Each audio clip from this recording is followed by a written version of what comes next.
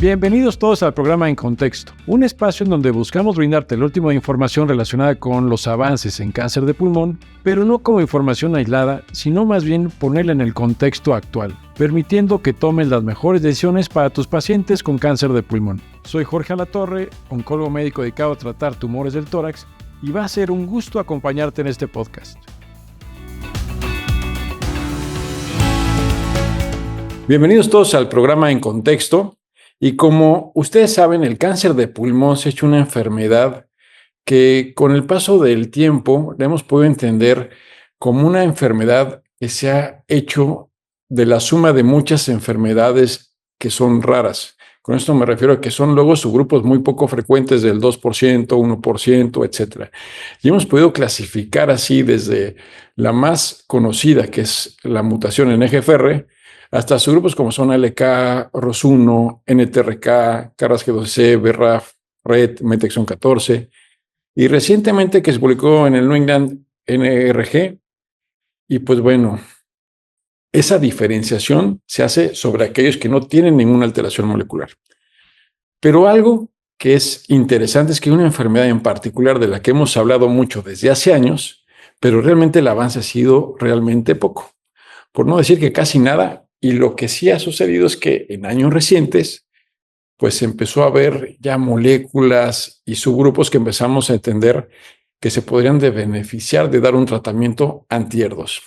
Y aquí algo que sí tengo que mencionar que es importante: hay dos grupos que se benefician en la actualidad de dar tratamientos para ER2. Y uno, estamos hablando de los que tienen mutación de ER2, que como ustedes saben es una alteración molecular en el ADN, pero también hay medicamentos que están aprobados para la sobreexpresión de ER2, que es cuando hay muchos receptores, y ustedes ya lo saben, cuando tienes 3 cruces de ER2, que es muy diferente, estamos hablando de la proteína en la membrana celular, es un contexto completamente diferente. También hay medicamentos aprobados.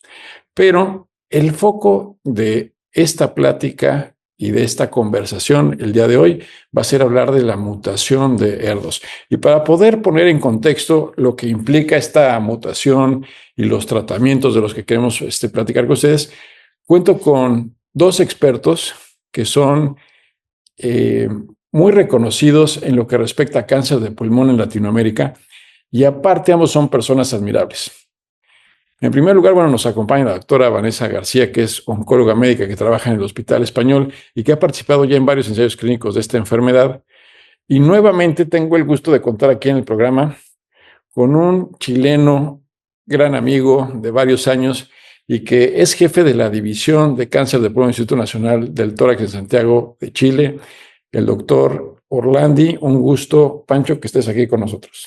Gracias, Jorge, por invitarme nuevamente. En realidad, un gusto poder participar. Y Vale. gracias, Vanessa, por la conversación, porque en realidad es de las cosas que necesitamos hablar ahora. Así es, pues yo quiero darle las gracias a Jorge porque soy gran fan, gran admiradora de este programa. Creo Qué que bueno, qué bueno. nos ayuda muchísimo a, como bien el nombre lo dice, ponernos en contexto. Muchas veces creo que tenemos demasiada información y esto nos ayuda a situarnos en el hoy, en el ahora, sobre todo para nuestros pacientes, y pues compartir con el doctor Orlandi esta sesión con un gran invitado. Sí, yo lo que debo destacar de los dos es que los dos son personas que sé que tienen un sentido común brutal. Entonces, por eso el análisis de lo que está pasando ahorita en ER2 me interesa pues explotarlos lo más que se pueda. Y quise empezar con el doctor Francisco Orlandi. Paño, ¿nos puedes comentar un poquito y poner en contexto de qué estamos hablando cuando hablamos de mutación en ER2? ¿Cuál es su frecuencia y los resultados que se habían logrado? Porque ER2 lo conocemos de cáncer de mama, empezamos a usar drogas como, quimioterapia, que es normal, pero también medicamentos que se usan en cáncer de mama. ¿Y qué resultados fueron los que se obtuvieron? Bueno, aquí empezamos a ver las diferencias entre un cáncer y otro. Cáncer de mama tiene un 15% de pacientes que tienen HER2 positivo, y en esos pacientes el uso de trastuzumab es enormemente útil.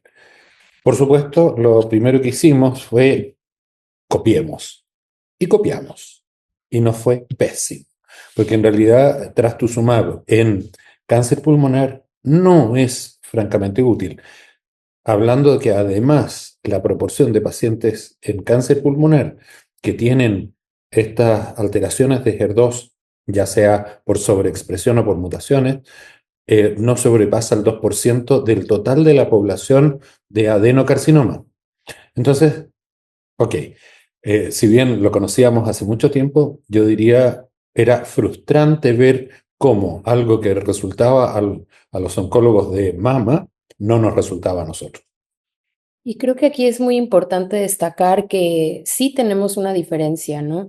Cuando nosotros hablamos de esta sobreexpresión, que era lo que veníamos viendo en cáncer de mama, pues sí, estamos viendo que 30% de los pacientes con cáncer de pulmón podrían llegar a tener esta sobreexpresión de HER2, pero ya cuando vamos al dato fino, ¿no? Por inmunohistoquímica, más de 3 cruces, pues te vas a que esa sobreexpresión es entre el 2 y el 3% de los pacientes, que si además pensamos más allá, hay una diferencia entre la amplificación, que es completamente diferente, que también es del 2 al 3% en pacientes con cáncer de pulmón, pero esto lo vemos con un método distinto, que es o FISH o secuenciación de siguiente generación. Y de ahí además las mutaciones, ¿no? Completamente aparte, que pues bueno, sí son mutaciones, la gran mayoría de ellas pueden ser en toda la parte del gen de HER2, pero sí en el dominio de tirosina y de ahí pues la mayor frecuencia que puede ir en 75 hasta a veces lo reporta 95%, este hotspot en el exón 20, una inserción del exón 20 donde se duplican ahí los aminoácidos y nos dan esta mutación que está conocida como BIMA, ¿no? Que es de la que vamos a estar hablando más adelante. Entonces, cuando ya entendemos y desmenuzamos eso, decimos, esto no es como cáncer de mama, esto es otra historia. Justamente, y es muy probable, Vane, que en ese sentido hayamos partido en esta confusión intentando hacerlo de la misma forma. Y por supuesto, lo que nos llevó fue a luego tratar de entender cómo resulta esta alteración del mismo gen en dos patologías que son completamente distintas. Y por supuesto, de ahí yo creo que debemos sacar lecciones. El hecho de que existan mutaciones o alteraciones en un gen en distintas patologías oncológicas no necesariamente nos debe llevar a la rápida conclusión de que podemos hacer tratamientos eh, origen agnóstico. Exactamente. Entonces, aquí creo que es el ejemplo claro donde tenemos que poner más acento en lo que aún no sabíamos. Sí, algo que me llama la atención, un estudio que fue muy claro, que fue retrospectivo con los rollos que tiene siempre un estudio retrospectivo, pero que juntó más de 100 pacientes SER2 con mutación, lo que cuando daban quimioterapia, la tasa de respuesta es quimioterapia sola era alrededor del 45% en ese estudio, pero vieron las combinaciones de quimioterapia con trastuzumab, donde se iba como al 50%. Entonces eso, a mí lo único que me hace ver es que el beneficio de agregar trastuzumab o TDM1 pues era realmente el que daba la quimioterapia. O sea, no había un beneficio de agregar un anticuerpo como trastuzumab, digamos, a todo el esquema. Pero también algo que empezó a suceder es que empezó a haber mucha euforia con todo esto que comentamos hace poquito ahorita de lo que es, empezamos a seleccionar tratamientos basados en alteraciones moleculares y detectamos que había un 2% de ER2 y queríamos hacer algo más por esos pacientes de ER2 y aparece afatinib y afatinib, como es inhibidor PANER, pues empezó a haber como entusiasmo para usar afatinib. Tú, Vane, ¿cómo viste esa parte? ¿Qué tan bueno es afatinib para dar en pacientes con ER2 mutado?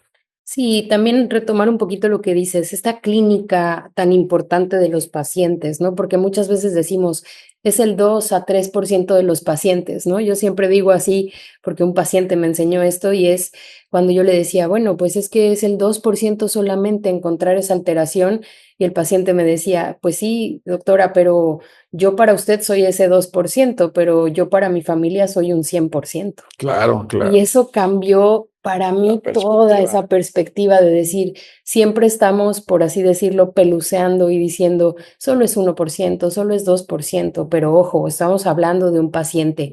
Y de ahí que estos pacientes HER2, que bien dices, queremos hacer algo más por ellos. ¿Por qué? Porque es un peor pronóstico, porque son pacientes jóvenes, no fumadores, la gran mayoría mujeres, muy importante, enfermedad al sistema nervioso central. Entonces, ojo. De ahí viene esta importancia de decir, bueno, ok, quimioterapia, como bien decía el doctor Orlandi, trastuzumab, TDM1, pues nos dan resultados muy pobres, nos tropezamos ahí, y esta necesidad de querer empezar a utilizar los inhibidores de tirosina sinasa, que también pues fue una catástrofe un poco, porque pensamos en afatinib como este inhibidor pan-EGFR, en donde pues no nos dio resultados realmente. Nos venden esta idea de que sí funcionaba para HER2, pero cuando lo ves, realmente ves los resultados y son muy pobres, muy poca tasa de respuesta, pues hay un beneficio paupérrimo de 3, 4 meses, ¿no? En mediana de supervivencia libre de progresión. Entonces, queda claro que los inhibidores de tirosina sinasa, pues sí, los queremos explorar, pero pues ni afatinib, incluso datos con dacomitinib, con poziotinib, que tampoco logran posicionarnos ni venirnos a resolver esta necesidad. Sí, sobre todo habría que mencionar que además estas ganancias se dan sobre la base de una toxicidad que es bastante considerable. El mismo hecho de afatinib de ser un inhibidor muy sucio hace que la toxicidad dérmica, la diarrea, son notorias. Por lo tanto, poco beneficio, mucha toxicidad, la ecuación no da. Y en ese sentido yo creo que también es importante lo que decías, Vane, aquí hemos ido tratando de entender cuáles son realmente estas alteraciones genómicas que van a determinar este peor pronóstico, y por otro lado también tenemos que lograr entender cómo atacar en los lugares, ya sea el locus del hotspot, o de si es por fuera, si vamos a lograr tener algún receptor adecuado que nos permita entrar a esta célula que es adicta al HER. Sí, este programa lo que quiero comentar es que está directo para toda la gente de habla hispana.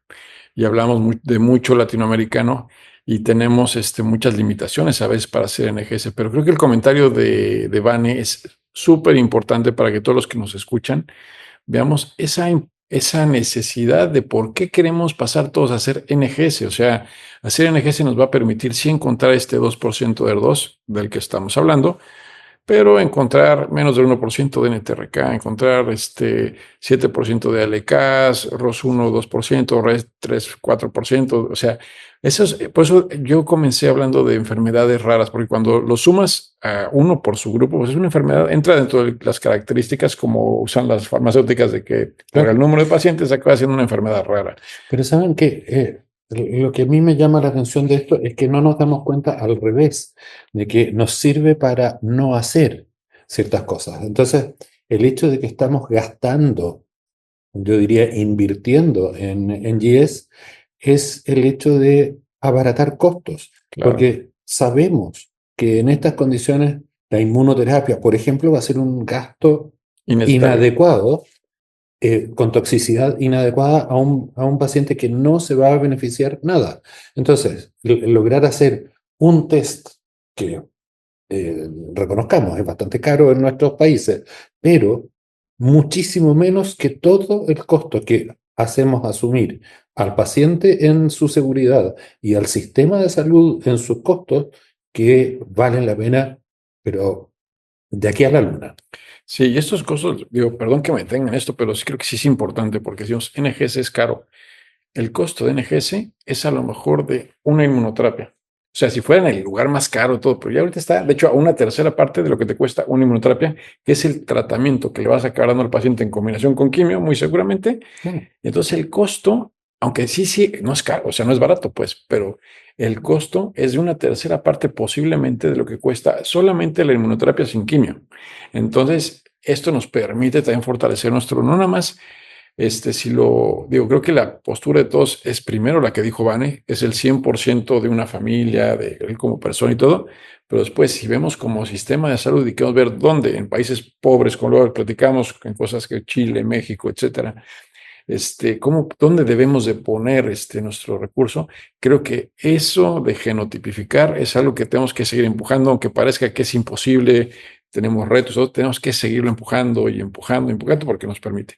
Ahora, pues bueno, es muy interesante por la parte 2, pero me gustaría moverme un poco a empezarles a hablar a todos los que nos están escuchando de pues dónde estamos situados. Y me voy a brincar, gente, hablamos siempre de la primera línea. Aquí la primera línea, me la quiero brincar porque la primera línea sigue siendo quimioterapia basada en platino. Pero la segunda línea, en la actualidad contamos con 2 medicamentos que están aprobados por FDA, que se pueden utilizar a la progresión de quimioterapia basada en platino, y son moléculas que creo que nos van a dar un punto de partida adecuado de lo que debemos de esperar en un tratamiento contra mutaciones en ER2 y que tiene que ver con medicamentos que son anticuerpos conjugados, uno trastuzumab deruxtecan y trastuzumab emtansina, que para los que les es nuevo a lo mejor el concepto de anticuerpos conjugados, la verdad es que yo lo veo como si fuera un caballo de Troya, porque tiene la ventaja de que entra a una molécula, a través de una molécula específica, se internaliza en la célula y adentro es donde libera todo el desastre. Entonces, me gustaría conocer su opinión primero de qué es lo que debemos esperar acerca de este tipo de medicamentos como mecanismo de acción, ¿no? No sé si me quieran platicar un poquito qué piensan de lo que les deberíamos de exigir a este tipo de tratamientos. Bueno, yo creo que lo primero es que nos van a dar mayor especificidad. Y eso es de las cosas que uno espera obtener en este tipo de medicamentos, llamémosle, más inteligentes, que son capaces de identificar a la célula con un receptor específico y que esa célula, al internalizar la molécula, va a tener en su interior la molécula propiamente antineoplásica. Pero como hemos conversado otras veces, el mismo hecho de este efecto bystander, de solo estar alrededor de una célula así, hace que tengamos un mayor efecto antitumoral dentro de lesiones. Y si bien se acompaña de otras cosas que podemos hablar después, claramente vamos a tener una mayor selectividad en términos de al menos la primera pasada con estos medicamentos que reconocen al HER2 y bueno, también esto es útil en otras de estas moléculas de superficie que podemos reconocer. Entonces, línea para la suma, sin duda, mayor especificidad. Primera cosa. Y Giovanni, te preguntaría, ¿les deberíamos de exigir los mismos resultados a estas moléculas que a las moléculas inhibidoras de tirosina sinasa? Sí, yo creo que esto es un punto muy, muy importante y aquí veníamos hablando de identificar estos medicamentos inhibidores de tirosina sinasa, bien lo comentaba el doctor Orlandi ahorita, para actuar intracelularmente, ¿no? Y siguiendo en el mismo tema de HER2, pues también tener en mente que ahora podemos también voltear el foco cuando vienen estos anticuerpos conjugados y empieza este boom, hacernos ojitos a todos con esta pues mecanismo novedoso de acción y pensar que puede empezar a actuar también desde la parte extracelular. Creo que son dos formas diferentes de verlo. Ahora volveremos a hablar de la parte del inhibidor de tirosina sinasa, pero creo que también tenemos que ser muy cautelosos. Muchas veces nos vamos muy emocionados a ver, porque pues sí, es un fármaco nuevo, como oncólogos nos emociona tener nuevas opciones, pero no solo es entender pues este nuevo mecanismo de acción más dirigido, al final mucha gente de la comunidad oncológica dice, bueno, pero al final es muy dirigido, pero sigue siendo quimioterapia. Y otro punto importante va a ser el manejo de las toxicidades. También tenemos que aprender eso. Entonces yo a veces siento que estamos exigiéndole mucho los anticuerpos conjugados y hay que tomarlo con cautela, ¿no? Porque al final del día estamos abriendo como una nueva puerta, una nueva oportunidad a estas opciones, pero habrá que tomarlo con cautela porque, pues bueno, nos pasó en HER2, TDM1, pues bueno, los resultados no fueron tan fantásticos, ¿no? Porque estábamos utilizándolo justo en amplificación.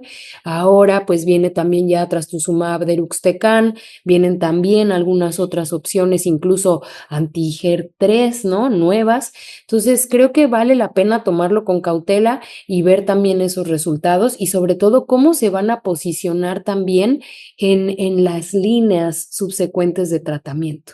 Sí, yo creo que de las cosas que hablaste, yo creo que hay una muy sencilla que se nos olvida. Finalmente esto es quimioterapia. Deruxtecan es la droga que vamos a hacer uso de ella, o emtansina. Y esos son medicamentos que van a modificar pasos metabólicos dentro de una célula, tal como lo hace irinotecan o cualquier otra de las daunorubicina. O sea, es quimioterapia. Por lo tanto, sí, es cierto. Yo creo que estamos como de costumbre. Cada vez que sale algo nuevo, creemos que es la panacea. No lo es. Y nos va a ayudar en algo, pero vamos a tener que saber en qué. Sí, no, de acuerdo, completamente. Digo, nos agrega una opción de tratamiento para estos pacientes que lo veo bien, ¿no? Pero hay que ver, por ejemplo, los estudios en segunda línea en otra población. Digo, cuando se comparan con docetaxel en segunda línea, pues resultan ser muy parecidos porque es quimioterapia. El perfil de seguridad a lo mejor cambia un poco, y mejora. Pero la cuestión es de que, o sea, el resultado final en el paciente es quimioterapia, que es lo que tú Ujú. dices, ¿no? Entonces, esto se hace interesante. Aquí con trastuzumab deruxtecan tenemos tasas de respuesta del 55% y PFS de 8.2 meses, y con emtansina tasas de respuesta del 38 a 44% y PFS que van de 2.8 meses a 5 meses. Entonces, entendiendo estas opciones que tenemos en mutado segunda línea, ¿ustedes ven algún beneficio de uno sobre el otro? Digo, parece que numéricamente deruxtecan es mejor, pero ¿ustedes qué piensan de eso? Yo creo que por el momento se ve numéricamente mejor. Eh, Tal vez tenemos que darle un poco más de tiempo. Sigo siendo un docetaxel lover. Eh, eh, Tengo la edad suficiente como para haber participado en el desarrollo de docetaxel.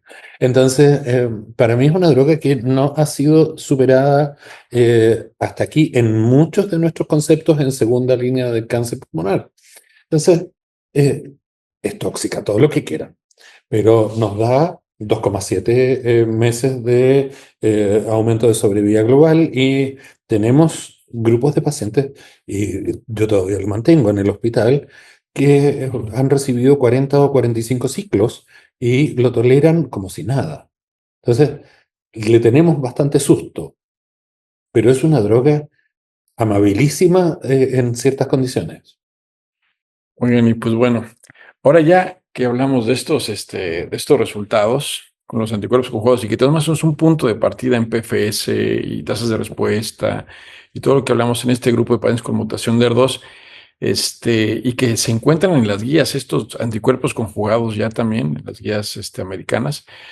En el Congreso Mundial de Cáncer de Pulmón, cuando pensamos que no había realmente inhibidores de tirosinasa con la fortaleza para poder pues inhibir ER2 y dar los resultados que normalmente estamos acostumbrados, pues resulta que en San Diego se presentan dos moléculas que son interesantes y que da la impresión que vienen a revolucionar el tratamiento de este subgrupo de pacientes que son songertinib con el estudio Bimune 1 y una molécula que no tiene nombre, pero se llama BY 2927088. No, ya tiene nombre. Sevabertinib. Ah, pues sevabertinib, mejor por razón le dejé el numerito. Pero entonces, Así que digámosle Seba. Seba. como Sebastián. Exacto. Entonces, el SEBA. Entonces, pues bueno, del estudio SOHO-01. Entonces, pues bueno, tenemos estas dos moléculas. El mecanismo de acción suena muy similar, pero ¿ustedes ven alguna potencial diferencia de los dos en mecanismo de acción? Sí, en realidad sí cambia, ¿no? Bueno, hasta antes de que conociéramos el nombre, ¿no? Lo estábamos nombrando como BY88, pues esta molécula que pues sí es un inhibidor de tirosina sinasa, pero que es reversible. Obviamente, pues esta ventaja, ¿no? De los inhibidores de tirosina sinasa que pueden ser administrados vía oral, encontrar la dosis, ¿no? Que ambos estudios lo que hacen en esta primera fase es la fase 1 en donde se empieza a escalar la dosis para encontrar la dosis que se encontró para Ceba o BY88 pues fue de 20 miligramos, y sí, a diferencia de eso, songertinib, que también pues en este fase 1, el Bimeon Long 1, pues nos damos cuenta que farmacológicamente es distinto, o sea, sí es un inhibidor de tirosina sinasa, pero que covalentemente se une al dominio de tirosina sinasa, pero tanto del HER2 wild type como del HER2 mutado, ¿no? Y esto pareciera que no se une tanto al EGFR wild type y pareciera tener, y lo vamos a platicar, este perfil de seguridad, ¿no? Más amable por no tener esta unión tan intensa a la parte EGFR wild type. Entonces creo que esas diferencias, así como lo comentábamos con los anticuerpos conjugados, que también farmacológicamente, estructuralmente son diferentes, es importante porque de ahí vamos a ver, pues obviamente, cómo se establece la dosis máxima y de ahí, pues obviamente, no solo la eficacia, sino también la toxicidad, ¿no? Sí, es súper importante lo que dice Fanny, porque claramente estos inhibidores, mientras más sucios sean, más probabilidad tenemos de tener toxicidades limitantes de dosis. Y hay que pensar que son medicamentos orales que vamos a tener que entregarlos por mucho, mucho tiempo. Por lo tanto, también cuando hablamos de diarrea grado 1 o grado 2, pero que está por 6 meses, es algo que a cualquier paciente le llena la paciencia. Entonces, tenemos que tener claro que estas diferencias farmacológicas son de verdad importantes. Sí, Iván, ahorita comentaste, bueno, son estudios fase 1, escalamiento de dosis, selección y todo esto. ¿Algo que quieras agregar acerca del diseño de estudio y la población?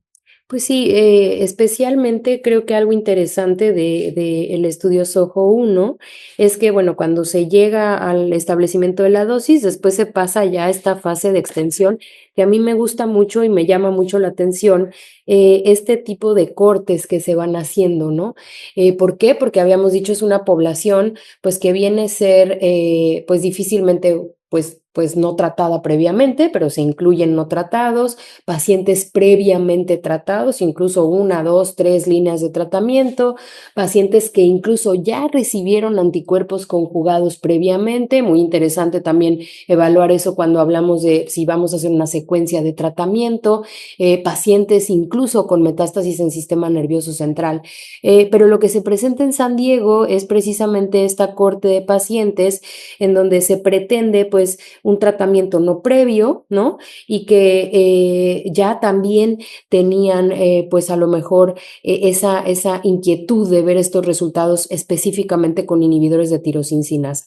Importante ver pues que también vemos resultados más enfocados hacia este análisis de esa mutación específica que comentábamos que va a ser la más común, de la que estaremos hablando, la IBMA, esta inserción particular, en donde sí vemos que las tasas de respuesta objetiva se van a ampliar mucho más, ¿no? Entonces, de ir, pues bueno, en el resto de las mutaciones, tener un 70% de tasas de respuesta objetiva, pues específicamente en esta mutación sí nos vamos a ir a alcanzar 90% de respuestas objetivas, y también aumenta esta mediana de supervivencia libre de progresión, que en las demás mutaciones puede ser aproximadamente 7 meses. Acá muy interesante para específicamente esta mutación, logra alcanzar hasta los 10 meses. Entonces, ojo, a mí esto me hace pensar que probablemente esta molécula, no lo sé, digo, estoy indagando ahí, tal vez la vayan a perfilar específicamente para esta mutación, ¿no? Y lo platicábamos hace ratito,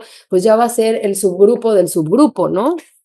Claro, pero efectivamente si uno mira, este subgrupo del subgrupo se parece mucho a lo que es ROS1.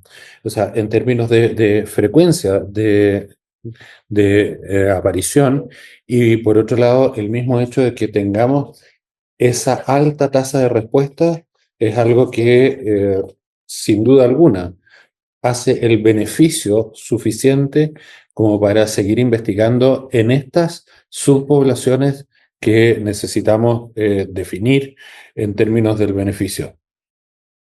Y entonces, entre contrastando uno y otro de los estudios, ¿tú ves alguna diferencia? Bueno, tal vez como habíamos comentado en nuestra conversa previa, creo que es súper importante mirar que hay uno donde tenemos todavía una PFS que está inmadura, y por otro lado una que ya nos va dando los primeros resultados en 8.7 meses. O sea, claramente ahí tenemos que esperar. Creo que es importante darnos el tiempo, porque hacer un análisis todavía cuando uno aún está inmaduro y el otro ya tiene algunas cifras, creo que podemos esperar 3 o 4 meses, nos juntamos después este año y lo volvemos a ver. Yo creo que vamos a tener sorpresas. Y perdón, en relación a la toxicidad, ¿alguna cosa que quieran comentar? Porque son parecidos, pero sí vemos diferencia en toxicidad, lo que tiene que ver con inhibición de EGFR. Sí, lo que decíamos, ¿no? Tal vez en el BAI 88, ¿no? En el CEP, vemos que sí el porcentaje de pacientes que tienen más diarrea, pues sí es mucho más elevado, y así, por ejemplo, para el Bimeon Long 1, vemos que el porcentaje sí cambia, ¿no? Diarrea en 40% de los pacientes. Y a mí también me gusta ver el porcentaje de pacientes que dan por terminado el tratamiento, que lo suspenden, ¿no? Que es un 11%, o sea, no es despreciable, pero también veamos que hemos aprendido mucho del manejo de toxicidad con los EGFR, ¿no? Entonces creo que aquí podemos usar también esa expertise que ya tenemos previamente. Oigan, pues Francisco, Vane, qué agasajo tenerlos aquí en el programa. Pues muchas gracias por compartir y por ponernos en contexto todo esto que ha pasado en la enfermedad de ER2. Les agradezco mucho que nos hayan acompañado. Y hoy te invito a todos los que nos están escuchando, y gracias por habernos escuchado, pero que nos dejen ahí un comentario por si tienen algún tema o algo que sea de su interés. Con todo gusto nos gustaría desarrollar un programa para poder resolver y poner en contexto todo esto que queremos para seguir avanzando todos juntos en cáncer de pulmón. Muchísimas gracias. Gracias, Vane, y por compartir toda la experiencia que ustedes tienen y todo lo que se ha hecho en la República Mexicana. Al contrario, siempre es bienvenido, doctor. Muchas gracias. Gracias.